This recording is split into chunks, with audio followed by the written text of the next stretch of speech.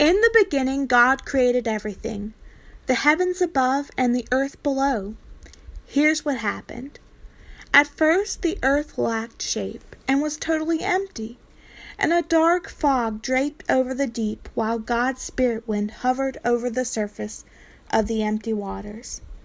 Then there was the voice of God. Let there be light. And light flashed into being. God saw that the light was beautiful and good, and he separated the light from the darkness. God named the light day and the darkness night. Evening gave way to morning. That was day 1. Let there be a vast expanse in the middle of the waters. Let the waters above part from the waters below.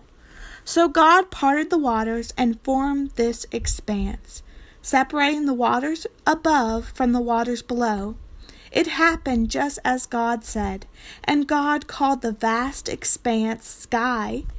Evening gave way to morning, and that was day 2. Let the waters below the heavens be collected into one place and congregate into one vast sea, so that dry land may appear. It happened just as God said. God called the dry land earth, and the waters congregated below the seas, and God saw that his new creation was beautiful and good. Earth, sprout green vegetation, grow all varieties of seed-bearing plants and all sorts of fruit-bearing trees. It happened just as God said. The earth produced vegetation, seed-bearing plants of all varieties, and fruit-bearing plants of all sorts. And God saw that his new creation was beautiful and good. Evening gave way to morning. That was day 3. Lights, come out! Shine in the vast expanse of heaven's sky, dividing day from night to mark the seasons, days, and years. Lights, warm the earth with your light. It happened just as God said.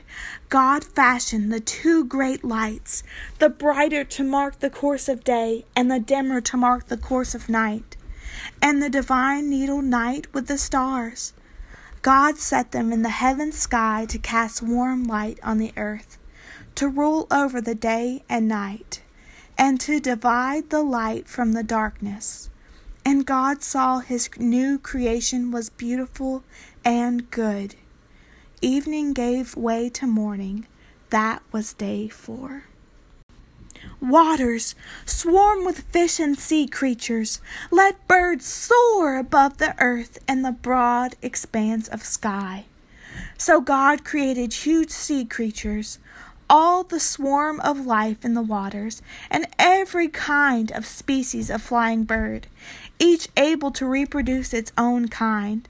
And God saw that his new creation was beautiful and good. And God spoke this blessing over them. Be fruitful and multiply. Let creatures fill the seas. Let birds reproduce and cover the earth. Evening gave way to morning. That was day 5. Earth, generate life.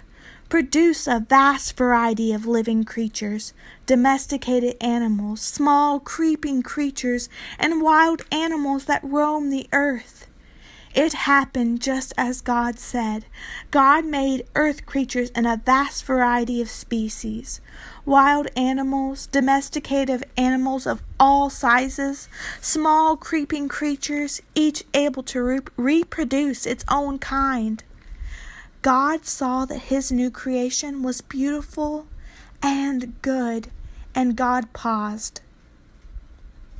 Now let us conceive a new creation, humanity, made in our image, fashioned according to our likeness, and let us grant them authority over all the earth, the fish in the seas and the birds in the sky, the domesticated animals and the small creeping creatures on the earth.